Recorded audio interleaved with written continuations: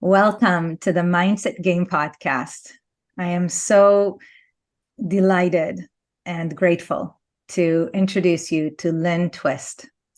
Lynne is the founder of the Soul of Money Institute and the author of the best-selling, award-winning book, The Soul of Money: Transforming Your Relationship with Money and Life, and her newest book, Living a Committed Life: Finding Freedom and Fulfillment in a Purpose Larger Than Yourself.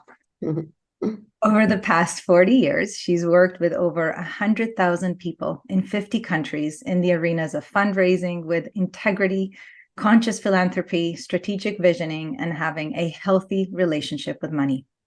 Her clients include Microsoft, Procter & Gamble, the International Unity Church, Charles Schwab, United Way, National Black Theater of Harlem, Harvard University, and many others. A sought-after speaker, she has presented for the United Nations Beijing Women's Conference, State of the World Forum, Synthesis Dialogues with His Holiness, the Dalai Lama, and the Governor's Conference on California Women, among others.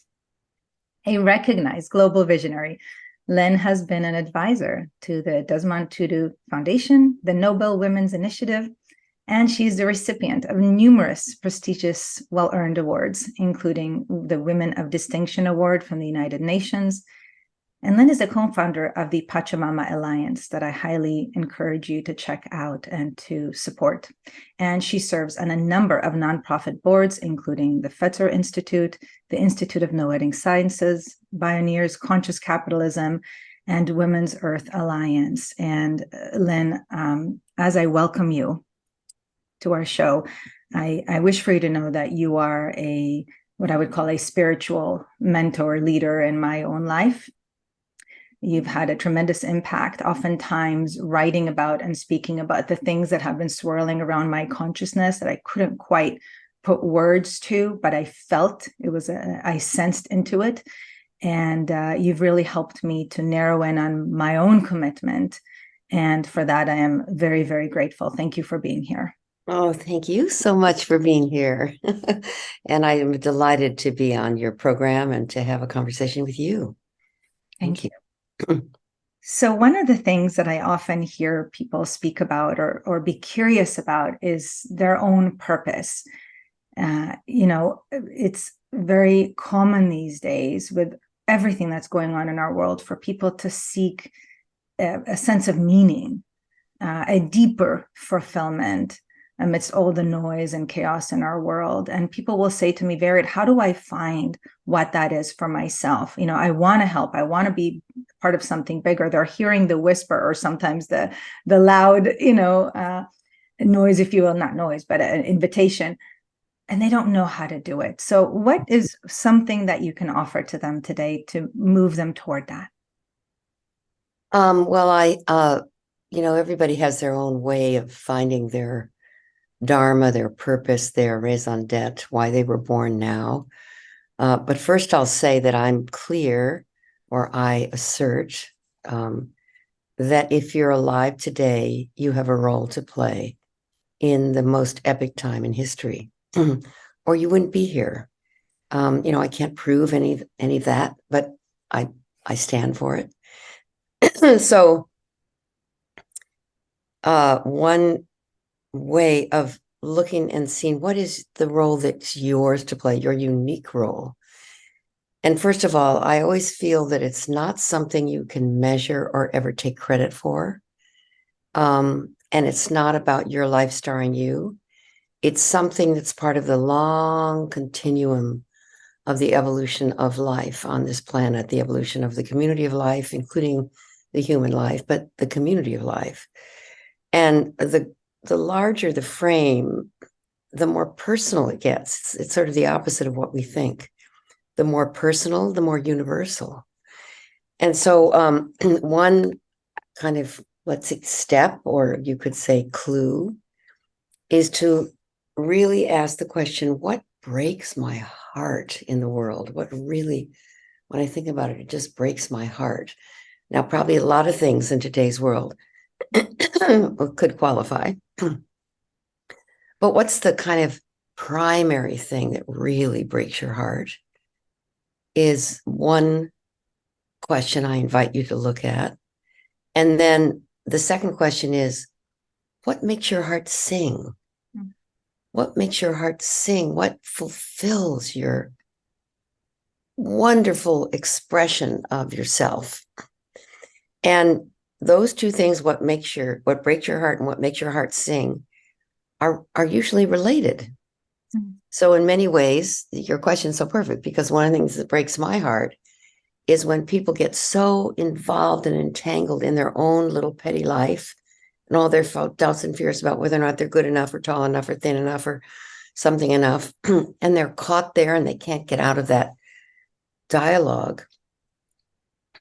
That breaks my heart when I encounter people like that, because I know how painful that can be. And, it leads to all kinds of terrible things: drugs, alcoholism, suicide, depression.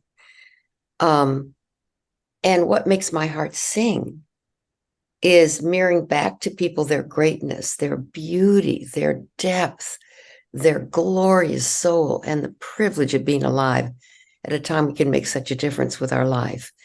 And how powerful it is to find your dharma, your purpose, your core reason for being here. And as you can see, these two things are beautifully related to each other. What breaks my heart and what breaks my heart sing gives me access to my own dharma. Or what breaks my heart is people who've never felt seen or known or loved. No one's ever stood for them. No one's ever really deeply cared for them. And then what makes my heart sing is knowing that the love of one person can transform someone's life. And the unadulterated love of one person can nullify the hatred of millions. That's from Mother Teresa. So looking at what breaks your heart and what makes your heart sing is one, let's say, step you could take. And to explore that a little bit. And then to be with people who know who you are without judgment, without their opinions, really, and just ask them, what are the absolute most wonderful things you love about me? What are my inherent best qualities? When you think about me, what touched your heart most? What is it that you think is so unique? That's my contribution. And ask them that you make sure that they're not flattering you or complimenting you, but really looking deeply at, the thing about you is you're so gentle with your leadership. You're not overbearing, but it's penetrating and it's precious and it's accurate and it reaches way into the heart. Or what's wonderful about you is the breadth of your appreciation. I'm talking to you now, Vered. Your capacity to appreciate, your openness to see the beauty of life and to take in the goodness and allow it to nourish yourself and the people around you. And I don't know you very well, but I'm absolutely certain that is a quality that you bring that people would say about you who do know you well. So those are two steps. And then a third is to ask for guidance and signs. Because if you look back at your childhood, almost to the playground, like second, third grade, when you were in recess, which I don't even know if they do it anymore, but when you were at recess, were you one of the kids that always talked to the kid who was kind of cut out of the deal and all by themselves? Then you're a stand for inclusiveness. One of the things about the purpose for you is to find ways to stand for people feeling that they belong, inclusion, making sure to embrace people. If you're one of the people who always chose the first kid for kickball because you really love to win and you love to uplift a champion and let them know they really make a difference, then maybe you're meant to be a coach. Maybe you're meant to be someone who helps people who excel to deal with that kind of competitive excellence so that they're not about defeating, but they're more about winning in a way that everybody wins. You see what I'm saying? So you can see a through line sometimes from when you were a child. And also, a fourth thing is, who were and are your heroes and heroines? That'll give you a clue to what your purpose is. I've always loved and admired Jane Goodall. That doesn't mean I'm going to be a primatologist. What I've admired about her is her unflinching courage to bring forth a new way of seeing our life on this earth and with the community of life. So in that way, and she's a global player, and I feel very comfortable in the global space. So those are 4, maybe 5 steps to starting to discover your purpose. It's not like you have to take it and put it inside yourself.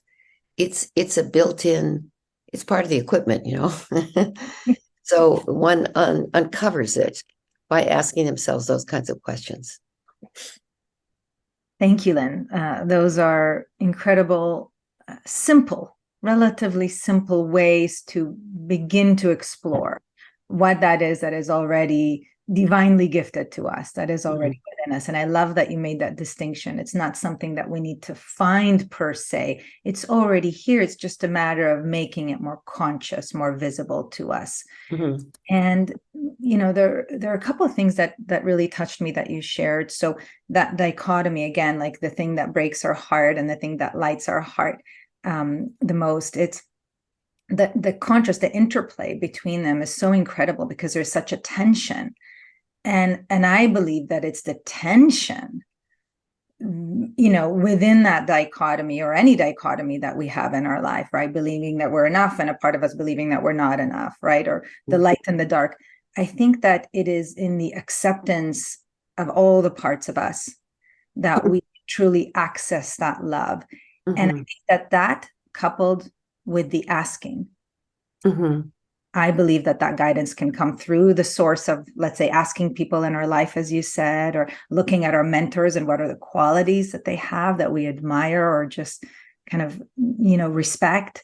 I think that all of those are ways to access that guidance. And I know you've spoken about and written about guidance from source, that 11th principle, if you will, in spiritual leadership. It's so important to this process of accessing what we are here to commit to. Mm-hmm, mm-hmm. So tell us a little bit more about that, please. How has that played a role in your life? Let's see. Well, I'll just say this may not be the answer to your question, but I'll address what you're talking about. So I feel that I've been given so many opportunities that I didn't expect, or, one could say deserve. And I don't really mean that, because that's kind of a false understanding of life, that you deserve or don't deserve. But one that I didn't, opportunities, the openings that I didn't expect or plan for, but I recognized them. I paid attention when they showed up. I went with them. So there's a trust in the universe, knowing that we're here for a reason. It's not random. And once again, who can prove this? But it's a way of looking that empowers me.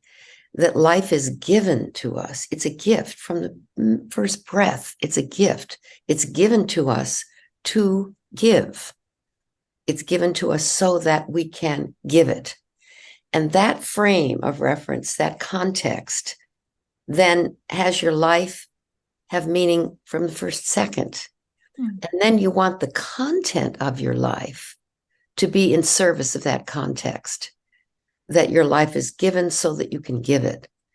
So you want to give yourself the opportunity to grow and develop and be the best possible person you can be in the quest to be of use to the world. Then another dimension of this is when you make a commitment that's larger than your own life starring you, let's say something that you could never get credit for, that's kind of an important quality. It's amazing what you can do when you don't need to get credit. When you need to get credit, you got to do it in certain ways so people can see it, and and the right people can see it, and they can say how good girl or good boy. When you're little, you do that, but eventually, it's amazing when you unlock or untangle yourself from that, what shows up to give your life to. It's just so awesome. And that then the opportunities show up differently. The word opportunistic always kind of bothers me, so I don't want to use that. But you see apertures, you see openings, you see clearings that pull you forward into them because there's a space for your voice, your contribution, your unique gifts. And so one of the great gifts that I've had is, I'll have these clearings, these apertures, these openings. And sometimes they're just really, woo, where did that come from? Just unexpected. Like the beginning of the Pachamama Alliance was a real shock for me. I was working on hunger and poverty in Asia and Africa. I wasn't thinking about Indigenous people. I had no relationship with the Amazon rainforest. I didn't speak Spanish. I didn't have a longing to work on the environment. I knew it was important, but it kind of wasn't my deal. And then a whole series of events brought me to Guatemala in a shamanic ceremony, and I had a transcendent experience. And kind of before I knew it, I was in the Amazon rainforest, having an experience that literally changed the trajectory of my life. And I thought it was a mistake almost. So I went back to work on ending hunger, and tried to maintain both big projects, big missions, big work. But I began to see that this would go on without me, and this was calling for my participation. And so I had to let go of this, which was so painful, and really embrace this. But it took, I had to get malaria to do this, because I had to stop. I couldn't stop. So I didn't know at the time because I just got really sick and it wasn't fun.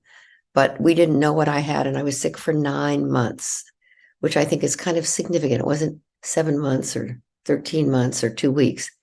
It was like I was reborn for the second half of my life to be in a new context with new content, and using everything that I'd learned and grown from working on ending world hunger to bring forth an environmentally sustainable, spiritually fulfilling, socially just human presence on this planet, which is the ethic, the kind of mission statement of the Pachamama Alliance. So I guess I don't even know if I'm answering your question, but I'm addressing that there's guidance, there's signs, there's openings, there's all around you. And if you pay attention and you feel the call, it's almost physical. Don't deny that. Investigate it, discover it, explore it. Let it take you somewhere you've never been. Perhaps that call is what you've been waiting for, and maybe not. Maybe it's a diversion that has a little teaching for you, and then you go back to what you were looking for. But the universe is so friendly. Einstein says the most important decision we make in our life is whether or not we're living in a hostile universe or a friendly one. And my choice is friendly. Mm-hmm. So when you choose that, it shows up for you just that way. It becomes what you declare that it is. And then it serves, it guides, it nourishes, it shapes you.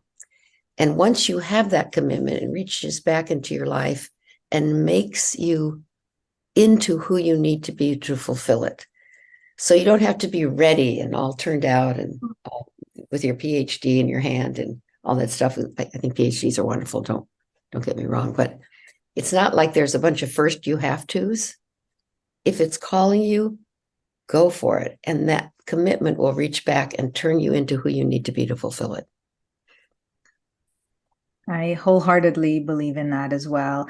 And I think that one of the ways for people to recognize that or to consider that for themselves is to look back on their own life, because oftentimes the only thing that is real is really what is real for us. Mm-hmm. And so to look back on their own life and notice maybe things that we might have considered unwanted or obstacles, darker times in our life, like the 9 months of malaria and other things, and to just be curious about what opened up for us, maybe a new perception, maybe an opportunity, maybe an appreciation for what we have. And I think that one of the things that really, there are many things in your books that I've appreciated. I could talk all weekend and give quotes. I think that one of the things is that once we take action on something that we're committed to, it doesn't have to be the global stuff. Of course, there are many things, of course, climate change, many things to get involved with. It could be, somebody in our neighborhood has lost let's say a family member, and we're going to bring them a meal, right? Or we're going to give them a hug, or we're going to send a text to just say we're thinking of them, right? Whatever that might be that we're a commitment to, that is loving. I think that once we take any action, it shifts our perceptions, as you said, from kind of being helpless to more hopeful. And what I mean by that is a lot of people might be hearing what you're saying and saying, this whole concept of faith in the universe and, but I've had a really tough time, Lynn, I've had a really tough life. That's easy for you to say, but you haven't lived my life or maybe been in the darkness yourself as a recipient of the darkness. And yet I truly believe that when people take that action, that there is a shift, because they're no longer part of the victim, or, they're not in the problem. They are beginning to help solve the problem, if you will, or to bring more light. And I think that with that comes hope. And with more hope, it's like momentum that we talked about, right? It's like there's more energy, and then there's more access to ideas, to that guidance. We can see the signs better when we're not in the dark. Yeah, right. Yeah. Yes, I really appreciate that, because I have led a life that has been very, very fortunate. And I don't want to step over the fact that most people on this planet are in circumstances and situations that are not of their making, and are oppressive and challenging and unfair and beyond difficult. At the same time, the context that you're here to make a difference, even if you're living in the Congo and you are working in the mines, and you're a woman and you have children at home and you're not being paid enough to feed them. And I've been with people like that. That's up close and personal, or in Ethiopia after the famine. One of my most powerful learning experiences, was being in Ethiopia after the 1984-1985 famine with 7 women, all of whom had lost every single one of their children to starvation. I mean, their children starved to death, and they were somehow spared, and they were still alive, and they couldn't make sense of it. One woman lost 11 children, another 7, and they starved to death. I mean, it's almost inconceivable to lose a child in any way, shape, or form, but that you're holding a baby and you can't breastfeed them any longer because you haven't had water in 7 days, and the baby can't suckle any longer. You don't have any more milk. The baby has no more strength and dies on your breast. I mean, this is the stories that I was privy to and deeply engaged in, as each woman shared the excruciating story of the death of each child, how they died and where that was, whether Muhammad, who was 3, was walking towards a mirage in the desert, thinking there was water, and he was walking as fast as he could, but he was too weak to run.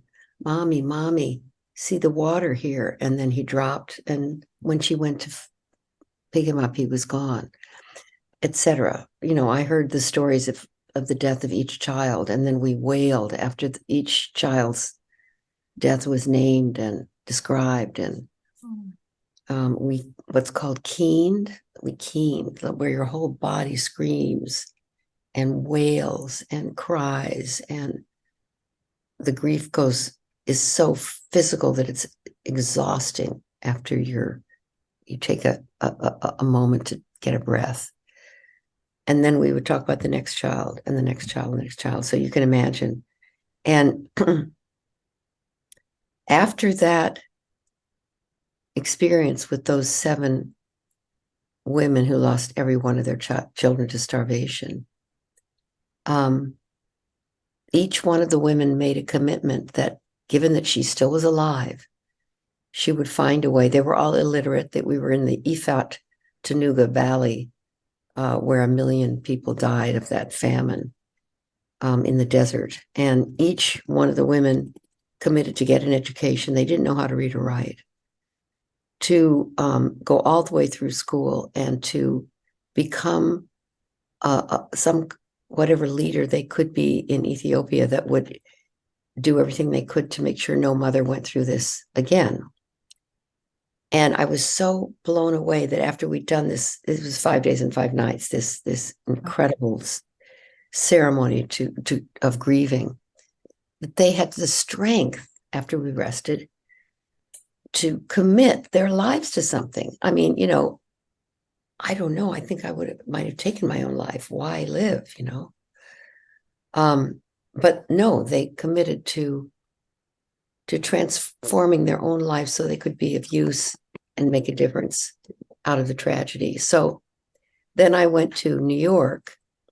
My schedule was just, arranged by God, I think, to meet with an investment club in Manhattan of extremely wealthy women who were married to Wall Street bankers, investment bankers, men who made, almost unfathomable fortunes.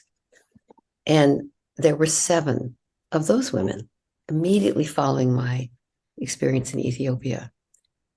And I was supposed to give a Soul of Money talk about their investment portfolio. And and it was like the last thing on my mind. I thought, there's no way I can do this. So I shared with them about what I'd experienced in Ethiopia. And it ripped their hearts right open. And they became the sisters to the women in Ethiopia. And the women in Ethiopia became the teachers to these women in New York who were living pretty vapid, you could say, meaningless lives, where, the kinds of things that they were worried about was fashion and lipstick and parties and outdoing each other in ways that were not healthy for them. And it was a miracle. So for all 14 women, and the Ethiopian women, by the way, 4 of them really did make it all the way through school. One of them is an attorney. 3 of them have PhDs, and one runs a huge science center. Another is in the government. I mean, they're really, really making a huge difference in their country now. So I say that because I want to just say that I have had a very fortunate life. I've been incredibly blessed. And I've been proximate as I possibly can be, to deep and profound suffering, unfairness, oppression, war, hunger, poverty, racism. I have my children and my grandchildren are all mixed race. And I know how hard it is for them. they self-identify as African American, even though they're half white, some of them. So I can't say I would ever be able to stand in the moccasins of someone who's listening to this and says, God, easy for you to say, Lynne. I feel you. I know whatever I can know about who you are. At the same time, I'm an advocate for all of us, to the extent a white privileged woman can be that. Yeah, thank you for saying that. Thank you for sharing this, I don't even want to call it story, this profound experience. And most of the people listening are not like those Ethiopian women in the sense of the extreme, unspeakable grief and loss, or in the other camp of the very affluent women who, need nothing, if you will, right? We're somewhere in between, but I think it is the energy of both, saying that both are suffering in their own ways. Yes. And it's like, I think it was Buckminster Fuller that said Yes. this. He had in one of the books you speak in the book, Living a Committed Life, which again, highly recommend both of your books to everybody. One of the things that stuck to me was when he did this, my image of it, right, as I was reading the book. There's the kind of hunger, if you will, of poverty and what these women experience. And then the other side is the hunger for meaning, for fulfillment, for that deeper connection to something bigger, higher than ourselves. And I think that we all are in one or both, of our version of that, whether the hunger is for feeling that we're not enough in terms of having enough credentials, enough friends, enough confidence, enough, whatever that our version of suffering is, which we all have. It's humanity, whether we allow the mask to be taken off for people to see it or not. I have it. I've read that you have it. Mother Teresa, that have it, right? All of these individuals, which by the way, I also really appreciated that you wrote, I don't put any of these incredible individuals on a pedestal. They've given us gifts, as you are giving to all of us today, but there is no perfect. There is, what we can do, our tiny, sometimes bigger than tiny piece of what we can do to contribute to all that is, and to others, something beyond ourselves. And I do believe that is, as you've written, the solution to the inner suffering is just love. Yeah. It's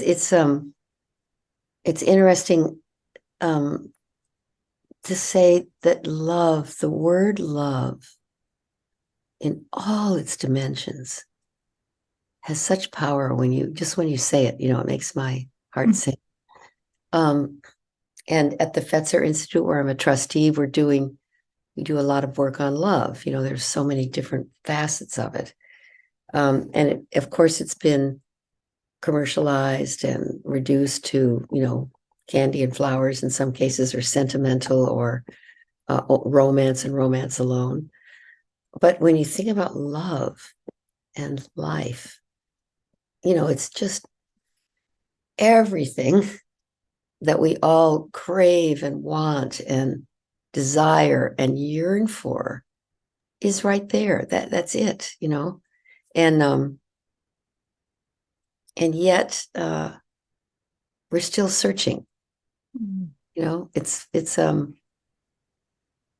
kind of beautiful. Anyway, I'm sort of musing here. Thank you. It is beautiful because that's how we continue to evolve. Yeah, right. I think that evolution comes from the contrast. It does. And it's a continuum,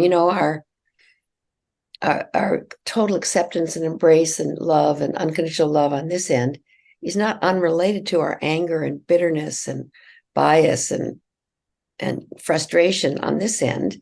you know, they're related, and it's almost like the pain and the joy are one, Right. and they're related.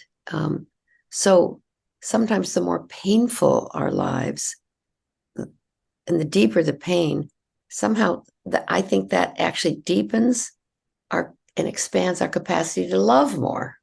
You know what I mean? I do, because it moves an energy within us when we feel these emotions that some may call negative, right? When I feel my grief, let's say I'm presented with a situation where I feel angry, Mm-hmm.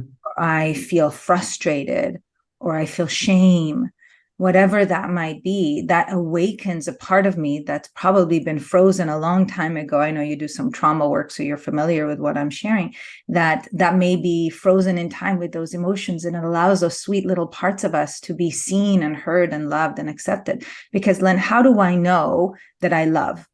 Right? Because there's some part of me that's kind of equal and opposite, right? It's a world of dichotomy. Mm-hmm. Mm-hmm. And so it's like, I don't know what, but something guided me this morning. We have a piano in our room. And when my three daughters were younger, they used to play the piano, not so much anymore. But I don't know, like the first time in probably 5 years, something guided me to like open up the thing so I could see the keys, the cover. Yeah. And something guided me to just press on like the key all the way to the left, Yes. the kind of The low, lowest. exactly, and all the way on the right. And I thought, wow, like I just kept doing that and then moving a little bit closer. It was just such a divine experience. And I don't know what guided me. Well, I do know what guided me, but I think that it was just probably some preparation for our conversation at an unconscious level, Yeah. because, I need one to know the other. Mm-hmm. And when I finally accept that shadow part of me, that it is a part of me, and projected outward, right? The person or people in the world that I think are the worst people, or that I'd never ever do that, are projections of myself. Mm-hmm. And when I love and accept that I am, the love, and I'm also the darkness, that's when I can really allow the true light to shine. Mm. And I see love, words of that as acceptance. Mm. If we're not quite there yet, at the very least, a curiosity. Mm. Yes, because when I'm curious, I'm not really judging. I'm, I wonder what makes them do that. Yeah. There's a curiosity. And as you write about, once you get to have conversations with people, right? Let's say you find yourself in a situation with somebody that you'd never otherwise, connect with because they're so different, or, but when you get to see them at a soul level, you realize, right? They're just like me. Mm-hmm. What is the question that you wish for me and others to ask you that you think would be of most service and alignment with what you are committed to?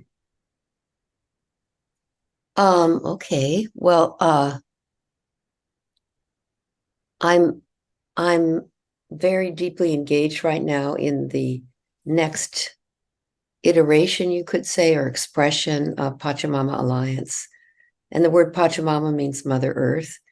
And the alliance is an alliance between indigenous people of the sacred headwaters of the Amazon and conscious, committed people in the modern world like you and the people listening today for the sustainability of life. And we work with indigenous peoples of the sacred headwaters of the Amazon rainforest, which is in Ecuador and Peru, 30 different nations, the Achuar, the Shuar, the Shiwiar, the Andoans, the Zapra, the Waorani, etc. And then we do programs online and around the world to, as the indigenous people put it, transform the dream of the modern world, the trance that we're in, so that we live in a way that's consistent with the long-term future of life instead of in an extractive, materialistic, consumptive, take all you can get, kind of overwhelmingly greedy way. um, and I'm committed to a world that works for all. And when I say all, I mean all, not just all humans, all life. We're in a community of life. We're the earth is alive. Trees are alive, bugs are alive. There's even life in rocks and water, and our worldview doesn't encompass that.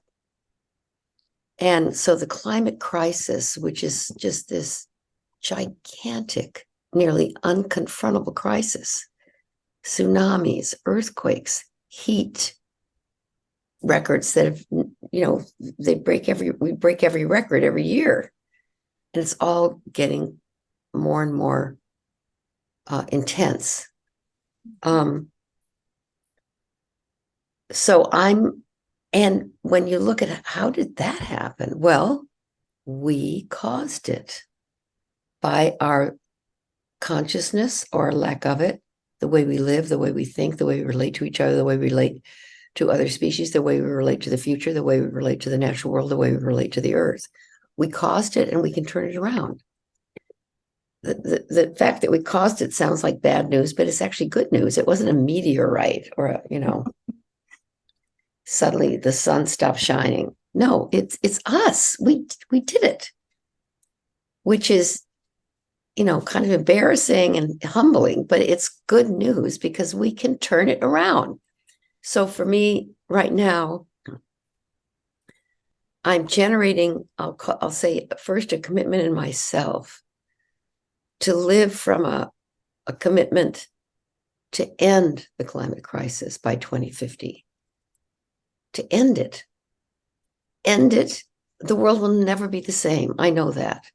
Species who've gone extinct are not going to come back.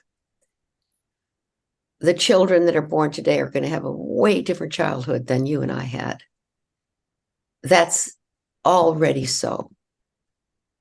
However, the climate crisis is a crisis in the heart and soul of who we are as the only species on Earth. And there's millions of species still, thank God, the only species on Earth that has become so powerful that we're destroying the very life support system on which we and other species depend. And that's completely inappropriate. And we all know it. We can all feel it. And it's making us sick. We're all sick. We have cancer. We've got Alzheimer's. We've got, bowel diseases. We've got gut infections. We have mental illness everywhere. We have depression. We have drug addiction. We're sick. We're sick. It's not just that the ecosystems are failing.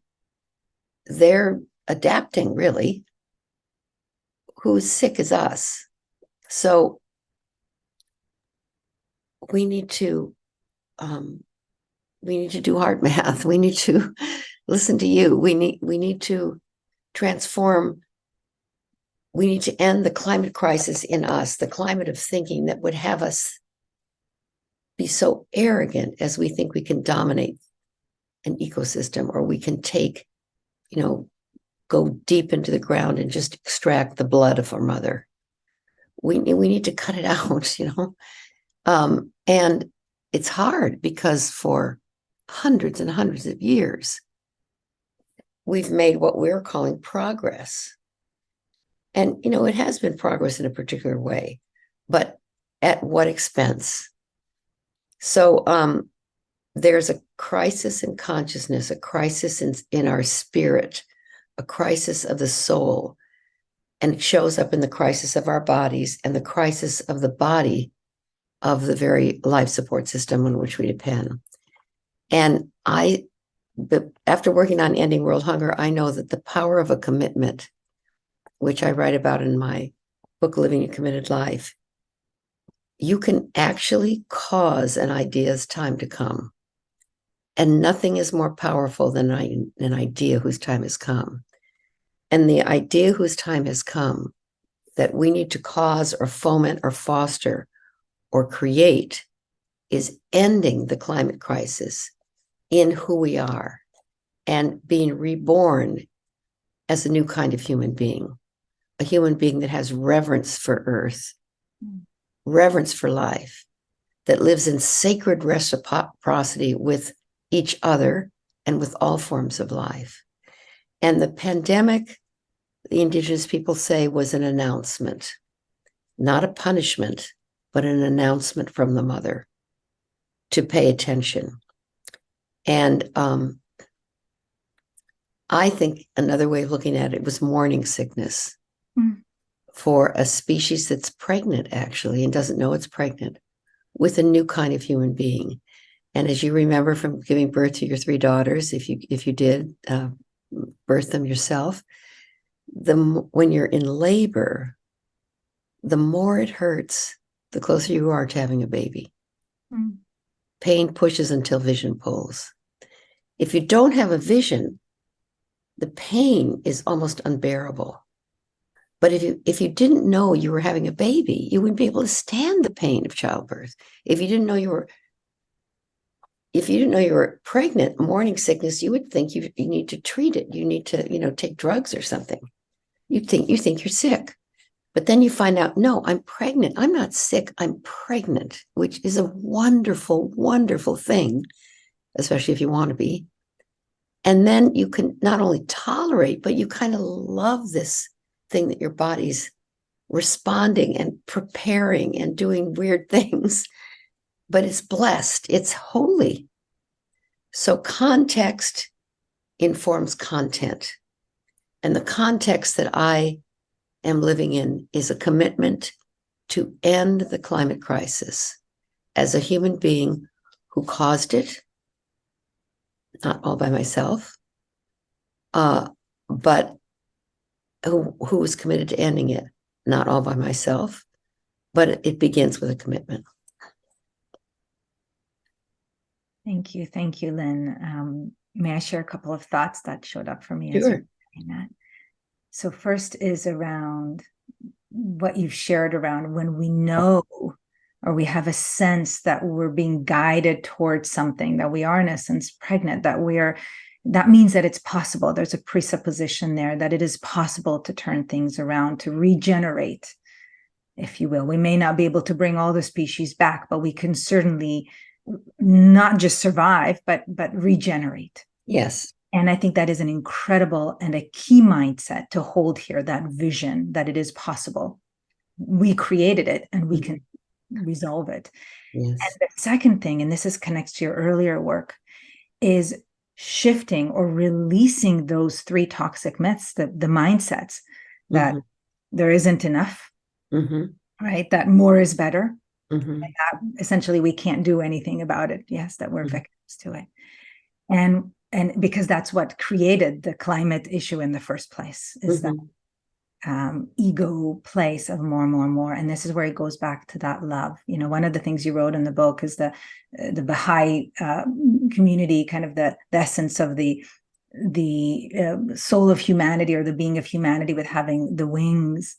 Yes, the left and the right, and that we need both. And right now it's been dominated to date with that left, that ego of I need more, not enough, right? All of that. And we need to bring more of that other wing, the feminine energy, the love, to balance, to harmonize the yin and the yin yang, and I think that is what you stand for. And I am so deeply grateful for the incredible work that you do in our world and continue to be a commitment to in our world. Thank you. I can't help it. My honor, my joy, actually. And I would love for people to learn about how they can support all of the wonderful things that you do, including the Pachamama Alliance and many other things. Where can we learn more about that and support in whatever way we are feeling called to? Pachamama has just done a beautiful event we did yesterday, and you can watch it online. It was really about climate justice. It was an all-day summit from 10 to 4 Pacific time, or 9 to 4. 9 to 4:30. We went a little bit over. The last interview was me, and we went over, but it was worth it.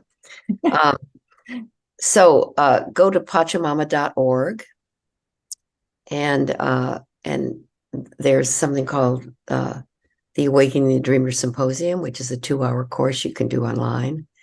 There's something called the Game Changer Intensive, which is an 8-week course that you can do online. There's something called the Introduction to Climate Action, which is a course you can do in your community where you live, how to take climate action with your watershed, with the indigenous people that are still where you are, because they're everywhere. They're not gone. They're still here. Etc. So Pachamama has all kinds of beautiful offerings, pachamama.org. And of course, you can make a sizable financial contribution. We love that. And then you can go to soulofmoney.org, which is the website for the work we do. We do courses for women and men on money, on consciousness, on living a committed life, on what I call the Sophia century, how to be a woman in the 21st century that really makes a difference. And you can, and I do coaching, take very, very few people on myself, but when someone is, ready and there's a space, I coach, I walk with you for an entire year. So, and I have a wonderful colleague, Sarah Vetter, who does coaching and does the courses with me, and another colleague, Carolyn Buckloose, and we do something called the Remarkable Women's Journey. So if you go to soulofmoney.org or pachamama.org, there'll be a world of worlds to get involved in, and I hope you do. Lynne. And can I share one last thing that popped up for me as you spoke? Sure. You write in your book about your father and him passing when you were, I believe, 14. And what came through as you were speaking, as I was just feeling immense gratitude for you, I was also feeling immense gratitude for him. And I feel his energy here with us. I don't know what that means, but I sense it, and I thank him too. And it's so weird, the piano thing, and then I connected it to the story that was also piano related. It's just that was also kind of a weird thing that's showing up for me right now. but it's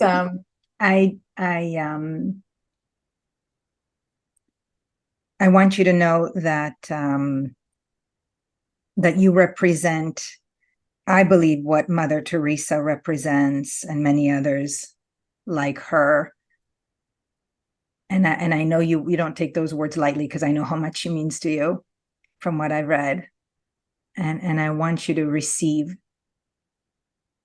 that you too are that divine, all-loving source of light on our planet. And I thank you. Thank you. Oh, that's beautiful. I receive it.